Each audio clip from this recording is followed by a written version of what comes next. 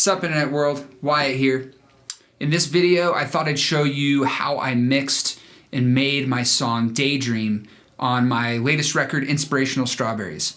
It was a super fun album to make. I made it all in this little room, this 9x9 room, and I will show you what I used, how I mixed it, all the parts, what I came up with first, and if you have any ideas on future videos or stuff that you want to see on my YouTube channel, just leave them in the comments below. Feel free to subscribe. I'll be making a lot more of these kind of videos in the future. And let's jump into Cubase. What's up, Internet World? This is inside the Cubase session for Daydream, which is a new song off of my latest record, Inspirational Strawberries. So like I said before, I just was a bass line. It was a stupid little bass line riff that kind of snowballed into this song. And I'll show you the different parts and the different plugins I used in particular. I won't go into too much detail because it would take a really long time. And I think I'll make more videos on exactly how I recorded my drums or how I mixed them, different kind of things I do in the session. So let's start by pulling up the mix window. I'm going to turn off all the inserts that I have going on right now. Let's just start from the bare roots here. The bass line. I started recording this song. I did the bass line, and you can see here that I just recorded the riff for about 2 bars, and I chopped it and looped it myself. This section here, I had to patch in. And a lot of this record I recorded in chunks and looped them, and which allowed me to kind of construct the song how why not. So let's hear this bass line.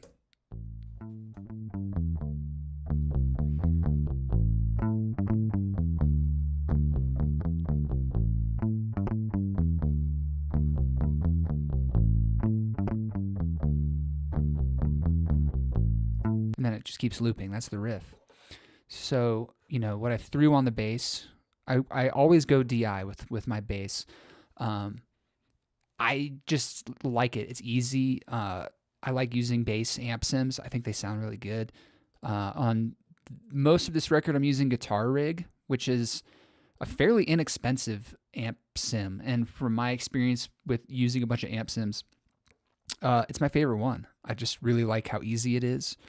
And it just sounds really realistic. So I used Bass Pro setting. These are the settings that I ended up getting. I won't go into too much detail about the settings, but I'm using Guitar Rig. I'm using, then it's going into a Universal Audio LA2A Legacy version.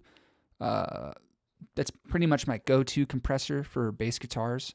And then I'm hitting the Slate tape machine, which Slate is my favorite. Slate Digital is my favorite plugin company. I use primarily their plugins for mixing, along with some Universal Audio stuff and some Native Instruments stuff, which is, Guitar Rig 5 is Native Instruments, which is another company I love.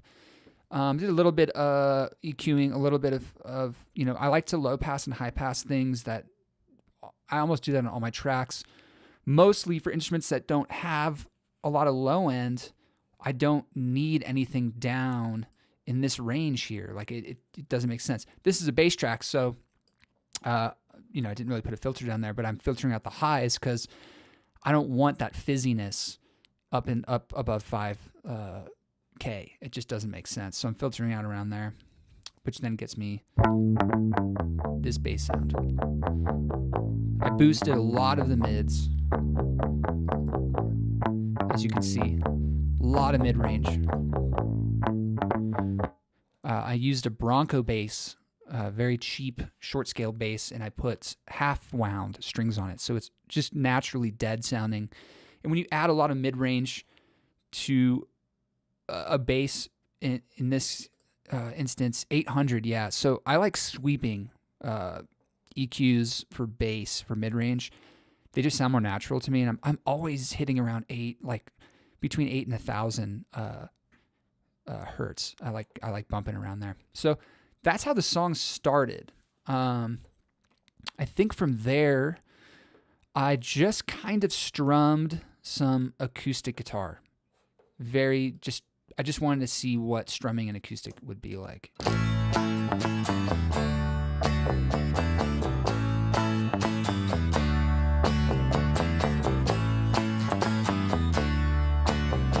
So I'm always doubling my acoustics. And by the way, I have to abbreviate all my tracks like this because I use a DAW controller, and it only allows me to have 6 letters per channel. So I have to abbreviate things within 6 letters. And I'll maybe make a video on my DAW controller because I love it. It's a huge game changer for me. So that's why this stands for acoustic. R guitar, you'll see down here is rhythm guitar, fuzz guitar. Copy of fuzzes mean they're doubles. So anyways, the acoustic guitar I have sending to a reverb. It's a stock Cubase reverb.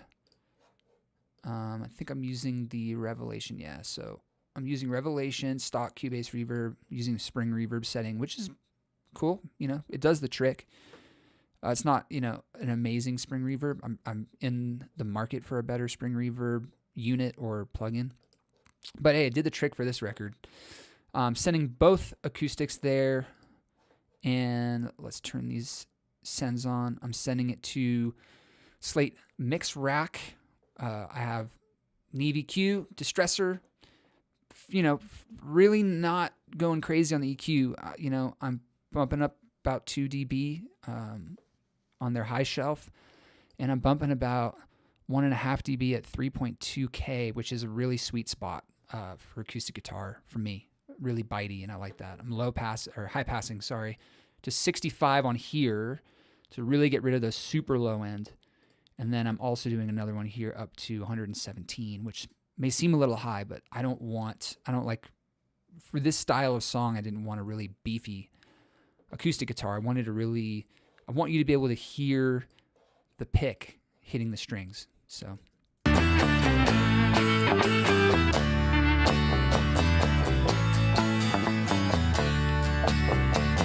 you get that. That's kind of how I started the song. From there, I set up my kit, I mic'd up my drum set, and I recorded some drums.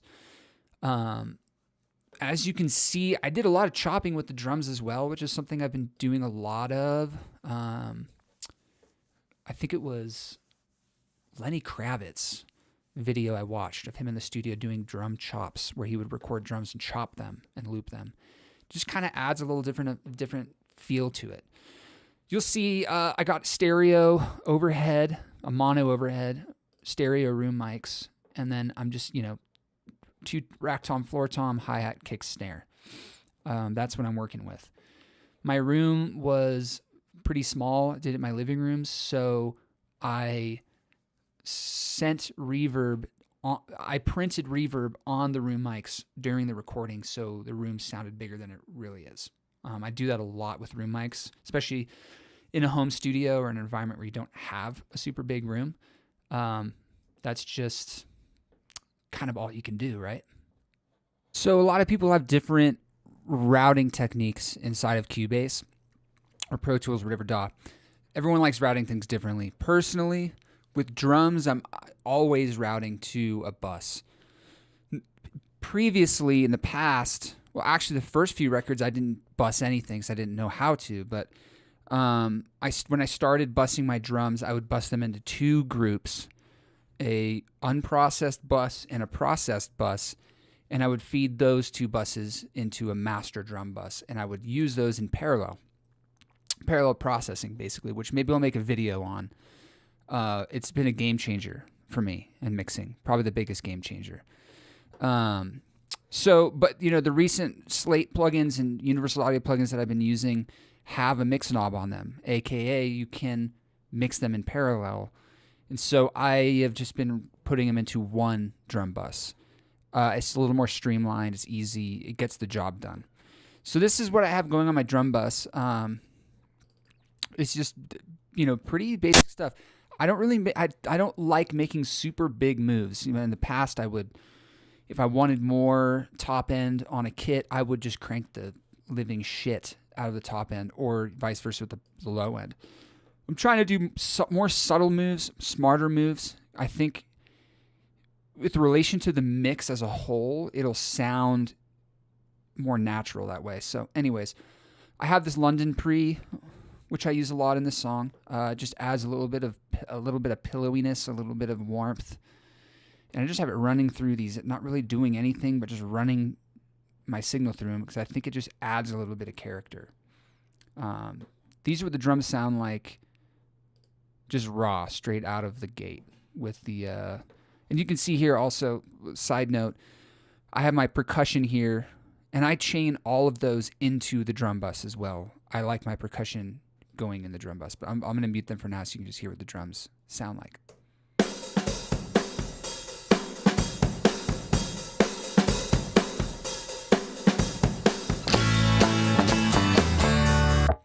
So pretty dry, they're clean. They're just, to me, very clean, average sounding drums. I wanted to add a lot more sparkle, and I wanted the mid-range of the snare and the toms, especially the kick, to come forward. A lot of those 60s recordings, you can really hear like the beater and the sticks hitting the cymbals, and I just kind of wanted that vibe. The drum bus through those preamp plugins. I'm using the Slate Fairchild as my drum bus compressor. I'm running it in parallel. So I have the release at its fastest setting and the attack at a like medium slow attack, and I'm hitting the mix knob at 50%. This isn't one size fits all. I don't do this on every track. You have to really trust your ears. This is the first time I think I've ever used the Fairchild on a drum bus before. Usually I'm using an SSL compressor or a VCA compressor like a DBX 160 or something. So it's different, and for me the sweet spot was around 50%. Sometimes I'll go up or down. Just depends, you know. And then the other thing I always 99% of the time have on my drum bus is the UA Pultec EQ. You can't really make any mistakes with it, which is what I like. You can't really make anything sound worse necessarily with it. I think it just lifts the cymbals, it lifts the low end, it just overall adds a lot more life to the kit. I always have that on my buses. I always have it on my mix bus. Kick drum. Usually on all these singular tracks, I'm going to be using Virtual Mix Rack.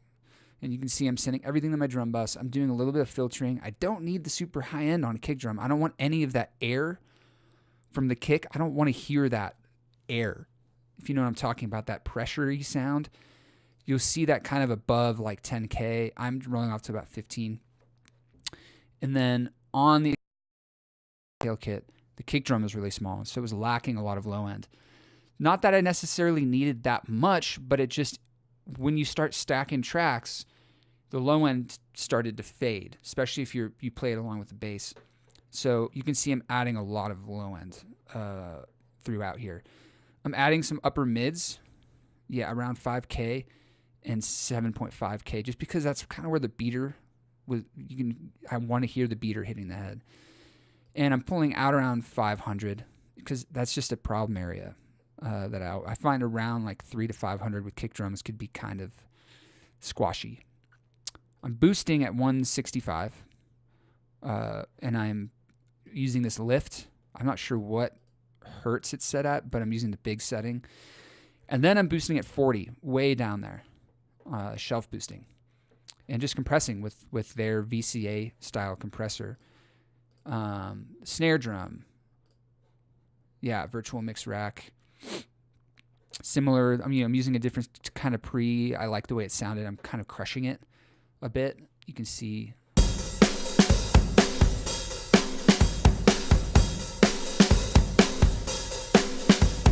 I'll turn it on and off so you can kind of, it's very subtle, but you'll hear it kind of loses a weight without it with this preamp here.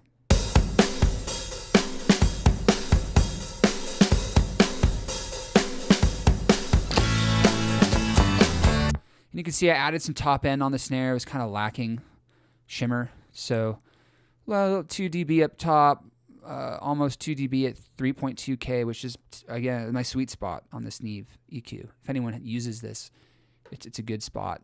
And I'm pulling out almost a dB at, 623, and compressing. That's really all I'm doing. I added a little bit at 200 because I felt like it needed a little more bump, needed more thud. And so I just did a little boost there. Hi-hat, I'm not doing anything. I'm sending it to my drum bus. I'm filtering. I'm high-passing at 75 because I don't need the low end. Toms, I'm using the stock EQ that's built in. No plugins. Very simple EQ. I just needed a low-end lift. I needed that stick. I like hearing the sticks. Not all the time necessarily, but for this style of song, I really wanted to be able to hear those sticks hitting the heads. So that upper mid-range is really important to me, and that's why I don't know what I just did. Oh, that's why I was boosting up there and boosting at 5K. I'm pretty sure I did the same thing to the floor tom, just more low end. Overhead, stereo overheads, I'm high passing up to 117. I'm always high passing my overheads because I don't want to hear the low end of the kick drum because it's going to cause phasing problems and it's going to sound like muddy and shitty. That was a big mistake I did this is, I guess, arguable because a lot of people don't high pass their overheads, but from my experience, you're going to have problems getting your kick drum to sound punchy and clean because you're going to get phasing issues with the low end, and you're not going to be able to control the kick drum sound as much as you would like to. So I'm high passing, and I'm just adding a lot of high end to the overheads. They're kind of dark sounding to me naturally, and I'm pulling out at 360. Mono overhead.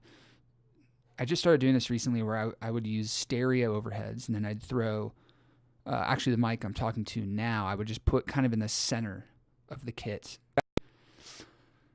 Pseudo parallel, because I would basically use it as a trash mic, and I'm smashing it through this pre. I'm getting a lot of high end, 6 dB of high end, and I'm using this monster compressor, which is just brutal sounding, totally brutal sounding.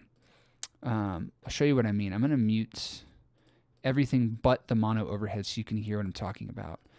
And when you blend that trashy mono overhead with very clean, very unprocessed stereo overheads that have a lot of width, it just adds this weight. I know I keep saying weight, but it adds a little bit of color that is kind of hard to get when you're in the digital world. So let me mute virtual mix track so you can hear what it sounds like the way I recorded it. I have it high passing at the same 117. I don't want the kick involved, especially if I'm going to start hyper compressing things.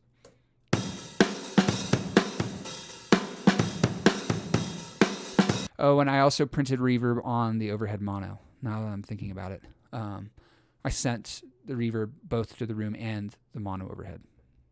So keep that in mind.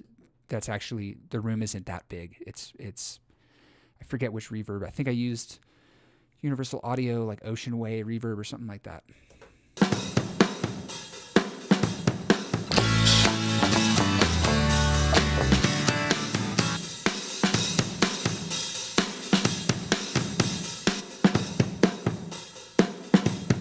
See how it sounds a little dull, a little bleak, kind of like it's under a rug? I wanted to have it sound really bright, and I wanted it to sound really breathy. So I'll mute it on and off again so you can hear what I'm talking about.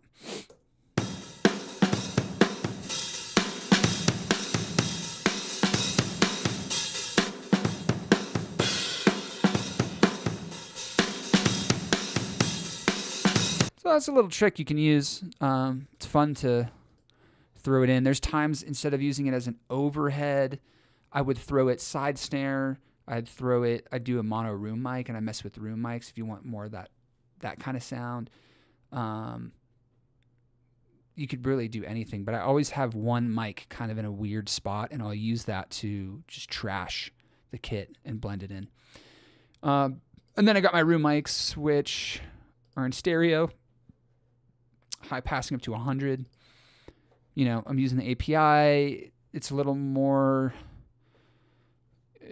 cleaner sounding than the Neves. I printed the reverb on these, so I kind of wanted a cleaner sounding EQ. And I'm using the Monster again because I love compressing room mics. And then you get the drum sound, which is this. And by the way, I'm going to mute the room mic on and off so you can hear what it's doing. I really swear by always using room mics. Even if you're in a small room, at least have one mono room mic capturing the kit, because it's not going to sound very natural or live without a room mic. It's just a good way to blend in.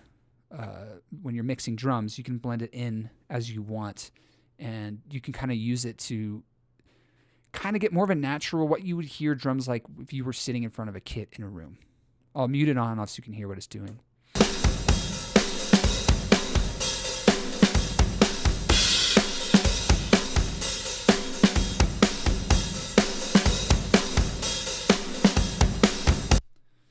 So I have it pretty loud in the mix, but I think I kind of wanted it like that. I wanted it to sound roomy, kind of like those old Beatles recordings where you can kind of hear the room they're in. It's charming, and that's what I wanted.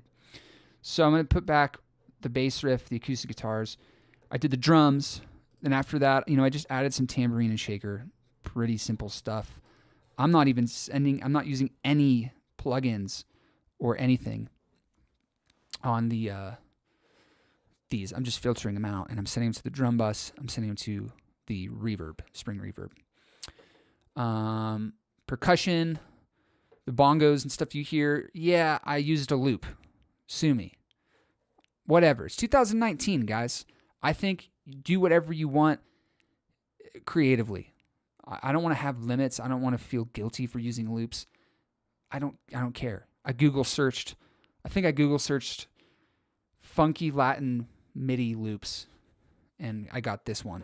And I processed it. I went through mix rack. I'm hyping up the high end, compressing it, sending it through reverb with this gated reverb setting that I love.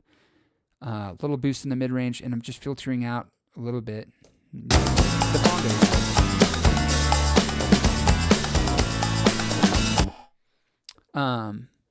From there, that's when I started getting the cake battering. Well, that was the cake batter. Okay, if you think about a cake, we got the batter. Okay, the batter, the rhythm, we got it. Now we got to construct it into a shape. We got to add some flavor, some aesthetics, right? I started adding electric guitars at this point. I have 2 rhythm guitars here, and I have a guitar doing stabs, just doing stabs on the snare. And so let's hear what those sound like. I'm going to show you what I used on these guitars, because that's what this video is all about. I'm unveiling you all my secrets. Okay. Yeah. People ask me what I use for guitars on this album. I use Guitar Rig 5. I plug directly into my fucking interface, guys. Sue me. I don't care. It sounds good to me. And it's easy. It's streamlined. I can be more creative because I'm laying down these tracks as they come to me. And this is what Guitar Rig looks like. It's not an expensive guitar amp simulator program. Very easy to use. I'm pretty sure you could show a monkey how to use it. I love it. I recommend going and getting it if you don't have it. So I'm using Guitar Rig on this whole song for electric guitars.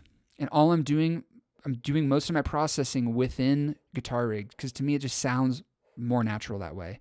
And I'm sending it through the virtual tape machines just to kind of ease the fizz. You get a little bit of fizziness with these amp sims. So I've realized the tape machine plugins kind of help a little bit. I'm also filtering out a lot of high end because that's where the fizz, you're not going to get anything but fizz above 4 or 5K. So I'm filtering out there. I'm high passing to 117. That's all the electric guitars, basically. I'm running through their, Guitar Rig's Native Instruments version of a twin reverb. And their twin delay, a little treble booster. I'm not doing too much. It looks like I tried messing with vibrato, and I didn't end up using it. So let's hear what those guitars sound like together.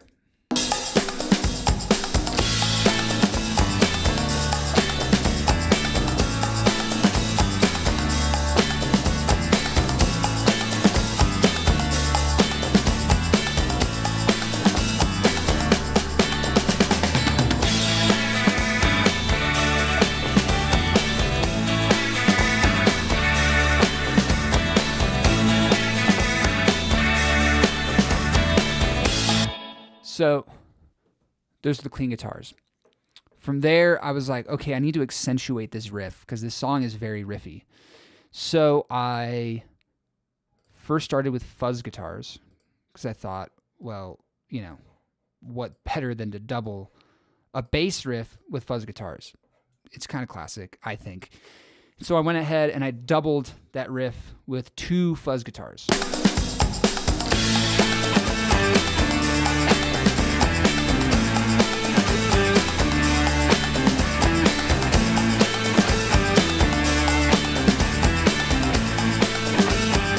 Pretty self-explanatory. From there, I doubled the riff with 2 organs. And I'm using vintage organs by Native Instruments. I will show you what that looks like. I'm using, I think it's their version of a Farfisa. And I'm just doubling it. I have this one running through nothing. I'm sending it to my reverb. Again, high passing to 87 because why do I need all that low end on an organ? I don't. And setting it to Wolf compressor, I have it frozen to the track, but I will show you later on what it looks like because I've used it on a bunch of tracks. High passing up to 117, setting it to reverb. See what that sounds like.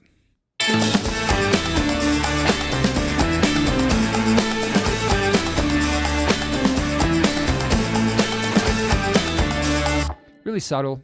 Kind of adds a little more low end to the riff, which I like. And then from there, I started messing around with Native Instruments stuff, and I layered in sitars because I thought it was kind of Middle Eastern sounding, and I just started messing with it. And so I ended up tracking, 6 sitar tracks, all in different inversions and octaves. And so instead of processing them one by one, I'm sending all of my sitars to sitar bus. And I'm high passing all of them to 100 because I don't need the low end.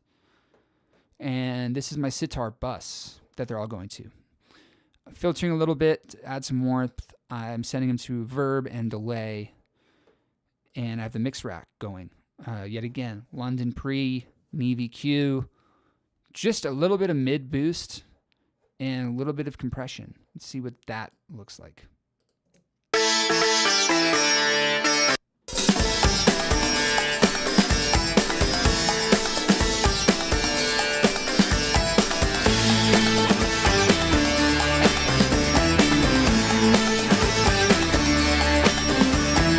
Not totally destroying it, but I'm compressing it a decent amount. From there, as the song progresses, which I'll show you, I added another fuzz guitar on the chorus, basically emulating what the bass is doing, again, just to kind of have the bass really resonant throughout the songs. It's really a bass-heavy song. So I'll forward on to the chorus here, and you'll hear what I'm talking about. You can listen to this fuzz guitar with the bass. They're both doing the same thing.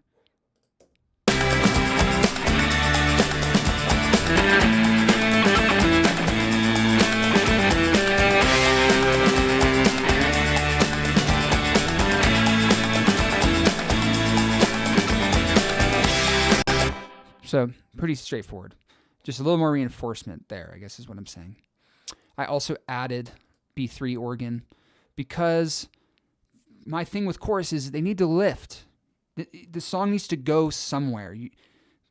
Our attention spans they can only go so far, right? So I view choruses as either a lift or a dropping point.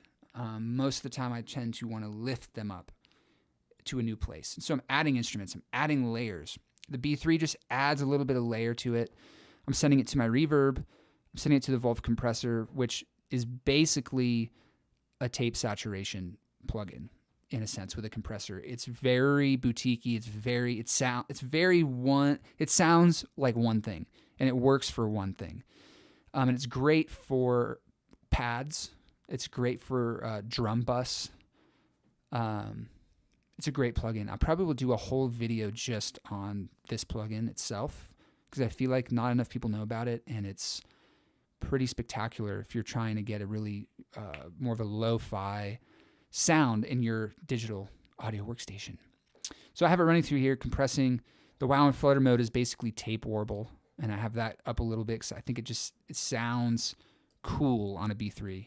And I have the lo-fi up, which is on analog, which is their tape emulation. So let's see what that sounds like.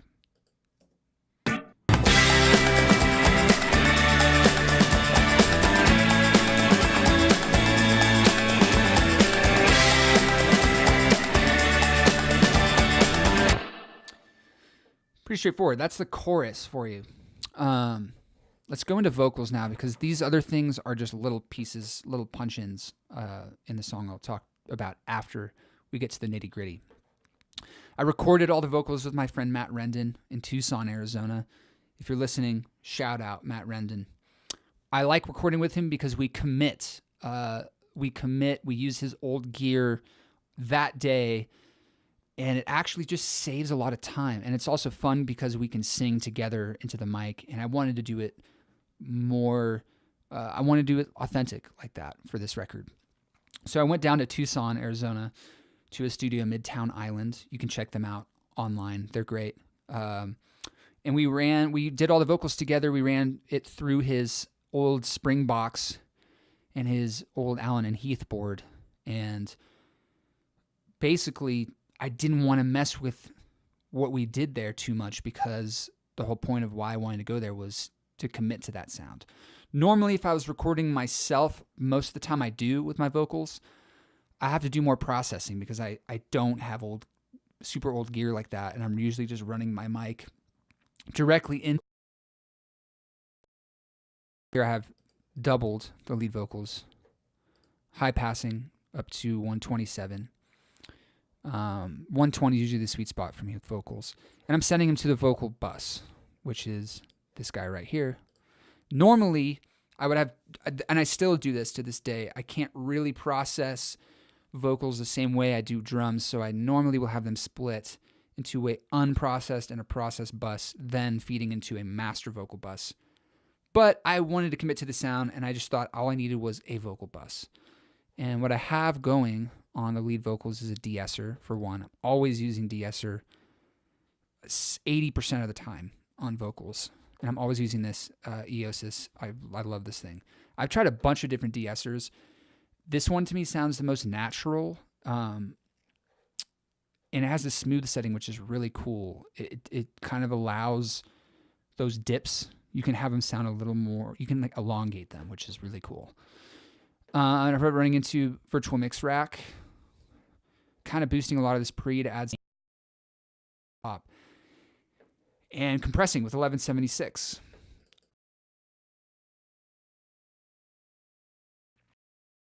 Some mods. It has a drive knob, which is really cool for vocals.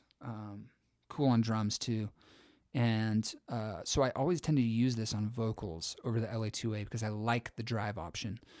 And then I have it just running into virtual tape machine just to kind of add a little thickness with the song. I'm dipping a little bit at 515 just because there was a little bit of build up there. But this is what the lead vocals sound like.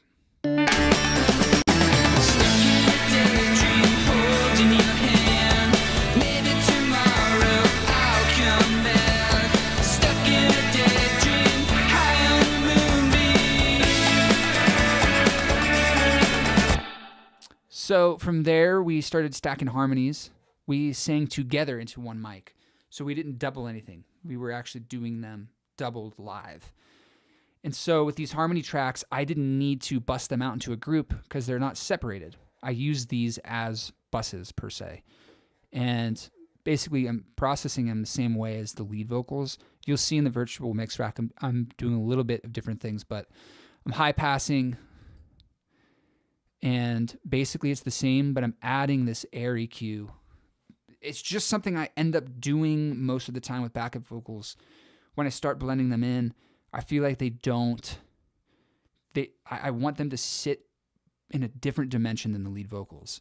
I don't want them in the same area, if that makes sense. So what I've noticed is that when you hype the real high end on backup vocals, which is kind of what this plugin does, you can do this on anything like 15K and above. If you really hype it up, they kind of sit further back in a very pretty way. And I'll do a video on how to mix lead vocal and backup vocals. This is just an introductory video. I just want to show you what I'm doing, what I used to mix a song, but try it. That's all this plugin's doing. I'm just adding a dB. This plugin's very aggressive, so and just running into MJUC, which is kind of my go-to vocal compressor. As you can see, I'm doing the same thing on all of these backup vocals. It's just kind of the money. To me, that's kind of where it's at. And you'll see on these, I added flanger. On the chorus, I wanted this song, you can see, these are the vocals right here. And you can see they're all going at the same time. There's harmonies throughout this entire song. So again, trying to think always, how can I lift the next section? Well, the chorus came and I thought, you know what, I'm going to split these off, these third and fourth harmonies off, and add some flanger, which is a really cool vocal effect that I use all the time. Very fast, 16th flanger. And so I'm basically sending them to delay, and I have pretty heavy amount of flanger on them. So it makes the chorus sound a bit different. What I'm going to do is I'll play you tail end of the pre-chorus into the chorus so you can hear when that flanger backups come in. It just kind of adds a little bit more dimension to the song. I can see Sunday moving again, hoping that one day I can pretend, maybe tomorrow, drowning in sorrow. Well, you're stuck inside a dream, stuck in a daydream. Well, you're stuck inside a dream. You know, it's just experimenting. I recommend experimenting if I were you. So the other thing, actually at that point, I was like, okay, I'm done with this song. Now it's time to get into the mix, bus, and mastering and all that stuff. But then as the more I listened to it, after that first chorus, it kind of felt repetitive to me. And it's such a riff-heavy song. I felt like it needed some sort of thing happening, some sort of break in the middle of the verse. And so I really thought the song kind of ended up sounding really 90s-esque to me. And so I wanted to have like a 90s breakdown, kind of like drum breakdown. Yet again, I used a loop. Sue me. It's 2019. And I found a loop, like a 90s, I think I Google searched like 90s MIDI drum loop or something. Found this one. I processed the shit out of it. I basically killed a lot of the low end on it. It's a drum loop, so there's a lot of low end. I didn't want a lot. I kind of wanted to sound like it was coming out of a radio or something. Boosting a lot of mids, 15K, some high end. I'm sending it to my delay. I'm also sending it to Wolf compressor, compressing the shit out of it. Lots of lo-fi, some warble. I'm sending it to the same flanger that I have on the chorus vocals, and I'm sending it to a bit crusher. This is just the stock Cubase bit crusher. So it kind of sounds completely trashed, and I'll show you what I'm talking about. Heaven is waiting, quit hesitating. I'll play it again because my computer skipped. Quit hesitating. Walking down Broadway. So going into that next part, I felt like there needed to be something like I thought at first a gong or a cymbal crash, because it felt weird going back into the verse. You'll hear what I'm talking about.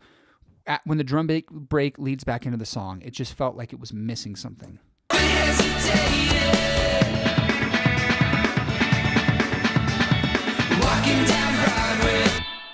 Okay, so I got more experimental, and I found a horn patch in this plugin I have, Roland SRX Orchestra. I rarely use this plugin, but I was just experimenting. It's like, oh, it'd be kind of funny if I put like delayed trumpet or something on it, like a horn hit or something weird.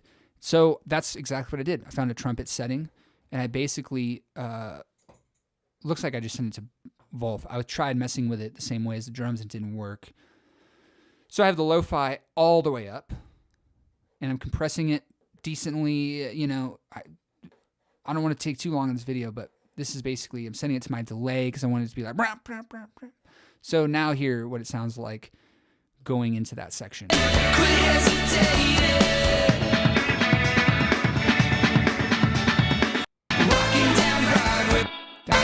computer's skipping. I'm going to play it again for you.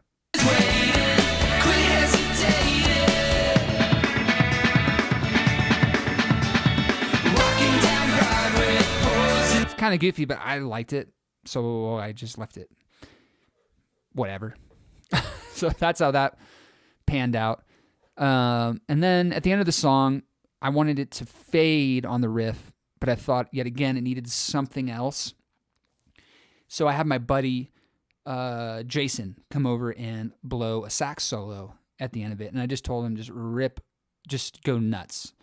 So he came over, and you can see it says sax in, sax out. Sax in is his mic that he brought, which is a little clip-on, mostly for live use.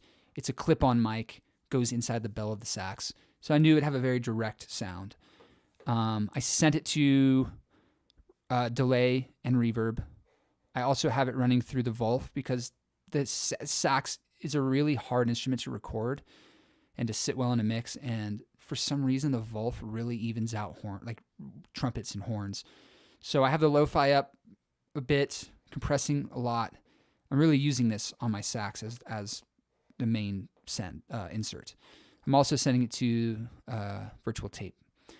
I cut out around 428. There just seemed to be a little bit of muddiness there, and I'm kind of hyping in the upper mid-range and treble. Sax out is my condenser mic, which I put kind of further away from the sax, so it picked up more of the room in a way. And I'm just sending it to reverb. And I'm boosting at 18K, and I'm distorting it. Yet again, I'm blending it in with the sax in mic, kind of using them in parallel together. And I just thought it'd be cool to just destroy that sax and have it sound almost like a guitar and blend it in. And so at the end of the song, you get this solo.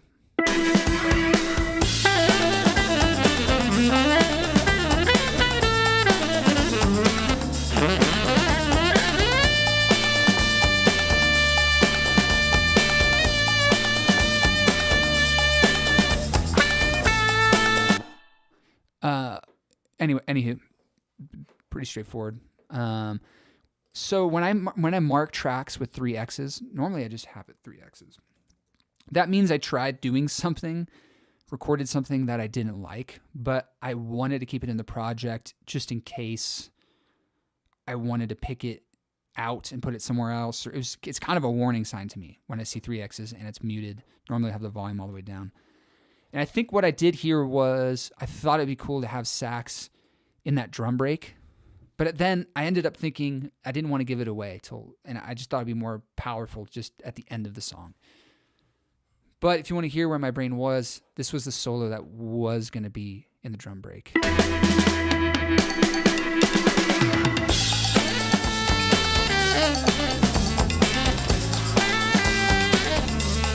It's just dry. It's just sax solo. I just didn't like it there, so I ended up not using it. From here, I was like, okay, the song's done. It's totally done. What I normally do from there is kind of get a mix level going of just just standard levels. From there, I process my mix bus. which is where all of the music's routing to. It's the stereo out. A lot of people are against processing their mix bus because they think it defeats the purpose of mastering. I think you should just make the song sound the best you can. So when you hand it to the mastering engineer, he can see, okay, this is what they want. All mastering really, to me, is supposed to do is level out your recordings and just kind of clean them up. It's not supposed to drastically change the vibe of your song. You can't rely on mastering to make your mix sound better, at least for me. I'm never using that as an excuse like, oh, the mix is whatever, but it'll sound better when it's mastered. No. Get the mix sounding exactly how you want, or damn close to how you want.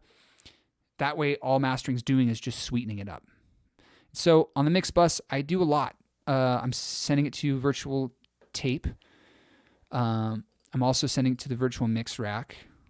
I'm, again, running the whole mix through this London pre. I'm not using any saturation. I'm just running the signal through it. It just added a little something. I don't know what. Sending it through the mix bus, and I'm using the API, which is probably my favorite EQ on the mix bus, just because it's a lot like the Pultec, but it's a little bit more aggressive, which I like. I usually use it in tandem with the Pultec.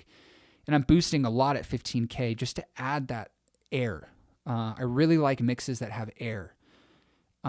It's just something that I never did on my early recordings and my first like 2 or 3 albums. I didn't really do that.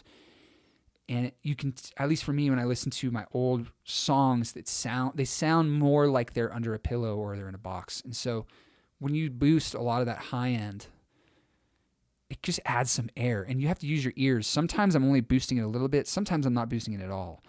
It just depends. And I'm also boosting at 100 just to add a little more chug. Running it through Revival, as you can see, I'm not really doing anything. I'm just running the signal through it. It adds a little bit more brightness. From there, I'm running into my Pultec, which is my go-to for bus EQ, hyping up at 10K. Might seem like a lot, but this plugin is very subtle.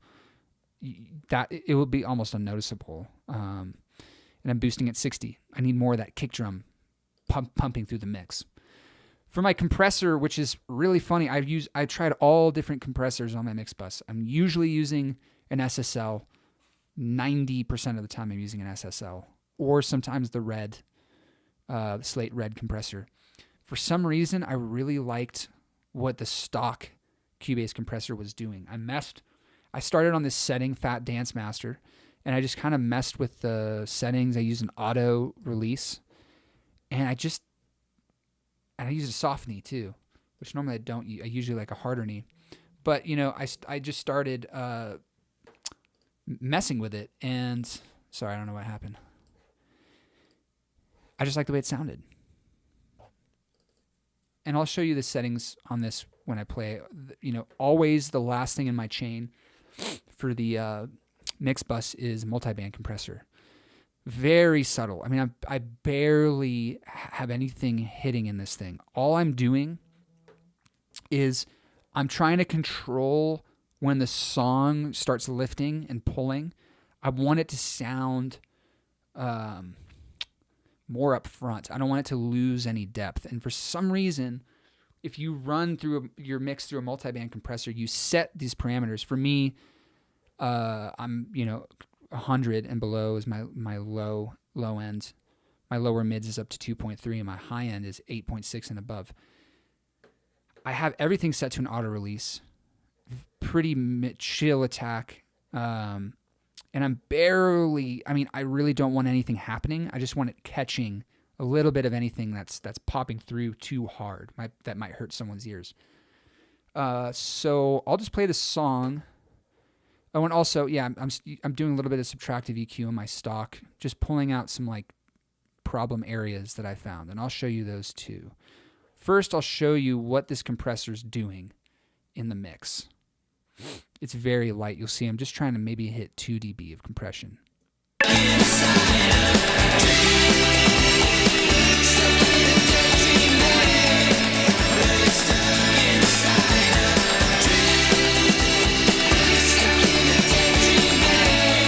You can see 1.9. That tells you how many dB. Very chill. It just kind of sticks things together. And then the multi-band, I'll show you what it's doing. I'll also solo these out so you can hear the different parameters EQ-wise in this song.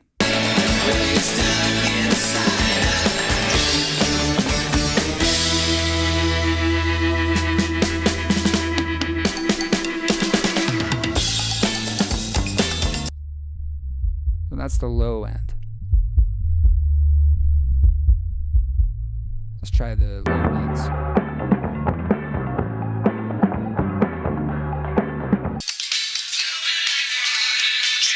You can see the upper mids tends to be where your ears start to hurt. Usually I don't mind it if it's catching more so in the upper mids than all the others because it kind of helps just even out the song a bit.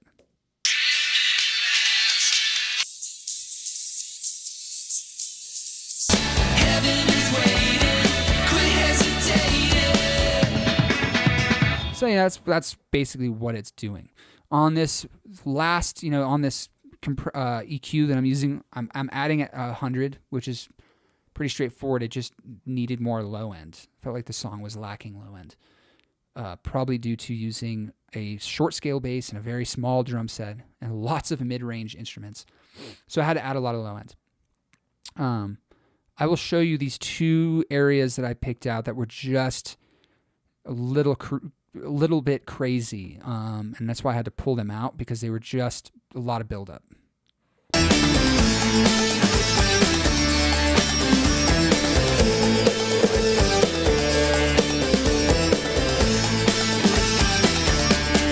You can see at 490, it sounded like it was being just all this suction it was sucking the mix out.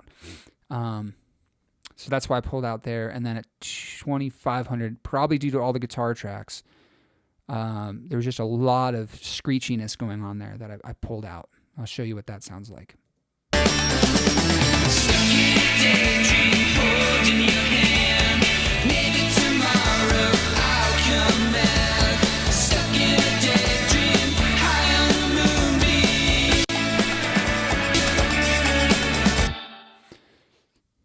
That's it, guys. I mean, that's what I did. That's how this song turned into what it is from start to finish. I will make more detailed videos on more specific topics like drum processing or vocal processing and be more in depth on how I do it. I just thought maybe I'd show you kind of what I did and what I used to make a lot of the songs on my last record and this song Daydream in specific. Leave a comment below if you have any video ideas or if you have any questions at all. Subscribe. I'm going to be making a lot more videos on recording. Shoot me an email. Hit me up on Instagram DM. I'll be here more. And I hope you guys have a great day. Adios.